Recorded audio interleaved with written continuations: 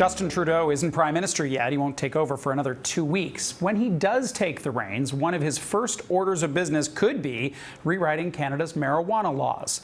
The Federal Liberal Party's website says the following: to ensure that we keep marijuana out of the hands of children and the profits out of the hands of criminals, we will legalize, regulate, and restrict access to marijuana.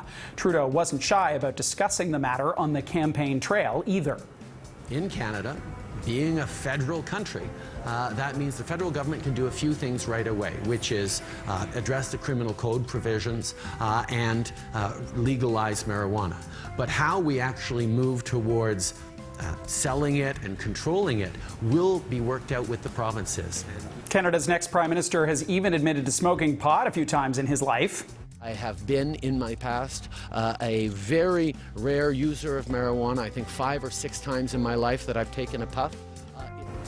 Now, that admission probably didn't get him into trouble with his mother. Margaret Trudeau was arrested for marijuana possession in 1988, but the charge was later stayed. If Canada did legalize recreational marijuana use and follow the example south of the border in some states, it could be a financial boon to both businesses and governments.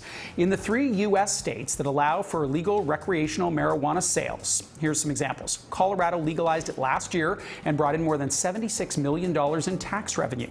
Washington earned nearly that much as well. Oregon legalized pot earlier this month and expects to make $40 million in tax income every year. Shares of Canadian marijuana firms shot up on the anticipation of higher profits. Canopy Corp is one of them, and Bruce Linton is the company's co-founder, chairman, and CEO. Thank you for being with us. Thank you. If this happens, have you started to count your Ziploc bags, or is this going to take some time? So I think it's going to actually happen quite quickly, because Canada already has in place the best system in the world for production of marijuana for the medical sector.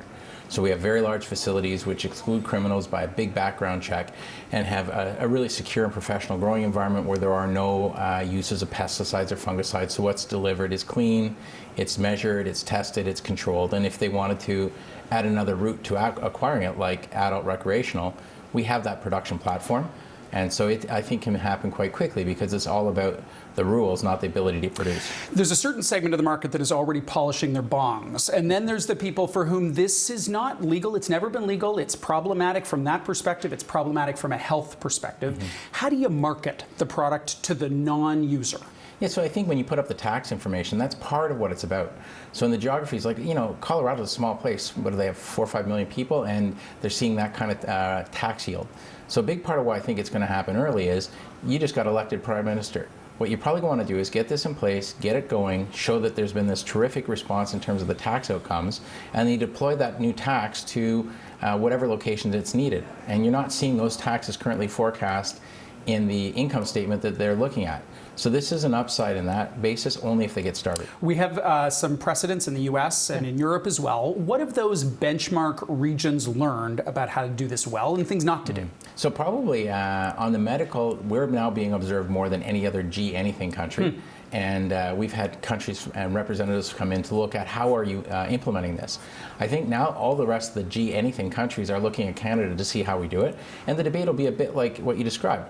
I think province by province, they will have different distribution strategies for recreational, and they may have a different distribution strategy for medical. But it's not going to, there's no debate about the best way to produce. Now it's just how do we manage that it keeps out of the hands of criminals, that children don't have access in a way that they currently do the system, and that the product is actually taxed and it's safe. Your business background is a lot of technology businesses. How did you find yourself here? Well, 3 years ago, it was pretty obvious that the supply chain for medical access was going to change. The police chiefs of Canada said the old system was unenforceable, and they needed to have a system they could monitor, which meant several really large producers. I thought that would be a pretty good business to start, because compliance is, if you can do it, is a big advantage. And in anticipation of this, because you could see that it might go this way, Tweed as a name, which is one of our brands, Bedrocan's the other, Tweed has some pretty good legs to it to reach as a brand anywhere under any circumstance. And so, you start off on that path, and frankly, it's come forward more quickly than I really thought it would happen. How do you handle the questions at networking events? People ask for your card. Well, usually the line that I have to deal with the most is people will say, did you bring samples? And if it's a luncheon event, to explain that it was in your lunch, enjoy your afternoon, has been part of it. But really, people, when they want to know something they're not comfortable with, make a little joke. And that's a huge signal to me that they want information. And so we've taken that approach in Tweed's brand, and we've taken that approach in that we now have actual clicks and bricks. So we have storefronts with no product. And what they do is they explain to people what they need to know and how to get a script, how to use the product for what benefits it may be aimed. And these things are just the texture of the sector. There is so much information demand, and the first line usually is an uncomfortable little joke. And a crack. And a crack. Some sort of a when crack. you start your biggest facility in what used to be the only production plant for Hershey in all of Canada, there is an opportunity for a lot of people to kind of open the door, but I like that. Canadian manufacturing rises absolutely. again. How does this differ from other agricultural businesses? Is it higher margin, or is that still to be determined because we don't even know how it's going to get to market? So it's market-based pricing. So the margin model is driven by how we produce. So in our business, we have a 350,000 square foot greenhouse, which has a very low cost of production, but a highly variable output, to the higher cost internal inside lights grown product. And so what it really is different from the other agricultural crops is security and its pure nature. The strongest agent in our business right now for cleaning and dealing with the plants is called soap and water, and sometimes baking soda. And so what you have to really focus on is how do I run a crop successfully in a super clean way, because this is for human consumption as you would a medicine. You had a win on Monday with the election. Yep. What keeps you up at night? What are you concerned about? What are the risks? I think the risk for our place is some people get excited about wanting too much too soon. And we spent 2 years building a platform. I think it'll be terrific if 6 or 12 months is the rollout window, because we'll have built that platform even bigger and be able to handle the demand. Because what you don't want to be is at the end of a disappointment, too little product, inferior product. So I think our window of opportunity to really get this right is still just ahead of us. Bruce Linton, thanks for joining us today. Thank you.